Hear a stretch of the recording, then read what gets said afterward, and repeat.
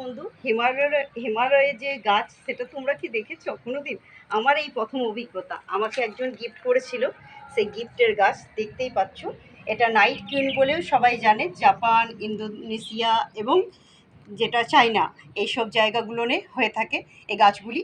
আর এই গাছগুলির বিশেষত্ব হচ্ছে পাতার থেকে জানো তো ফুলগুলো হয়। ব্রহ্মকমল আমরা জানি, আমরা ব্রহ্মকমল বলেই জানি। এটার অভিজ্ঞতা আমার খুব কম, জানি না আমি লাগাতে পারবো কি না, কিন্তু এই যে নতুন চারাটা বেরিয়েছে এটার জন্যই আমি খুশি। আমাকে শুধু এই পাতাটা দিয়েছিল, আমার একটা বন্ধু গিফট করেছিল। তো আমি সেখান থেকে যে এই চারাটা বেরিয়েছে না দেখিয়ে তোমাদের থাকতে পারলাম না, এতটা আনন্দ লাগছে না আমার, আমি কি বলবো। মনে হচ্ছে টবটা দিনরাত পরিষ্কার করি, যেহেতু ব্রহ্মকমল বলে কথা, এই প্রথম লাগিয়েছি, অভিজ্ঞতাটাও খুব কম। হ্যাঁ, তো দেখা যাক কীরকম হয়।